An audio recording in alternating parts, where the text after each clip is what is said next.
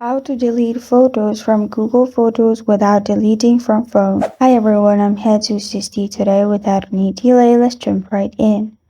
First, open Chrome on your device and search photos.google.com. Make sure you're logged into your account. Now, if you delete a photo from here, it won't be linked as it has already been backed up in here. So, to delete a photo, click on the photo you want to delete and press on the trash bin icon at the top right. Press on Got It. Press on Move to Trash. And the photo has been deleted. Now if you open Gallery, the picture is still here.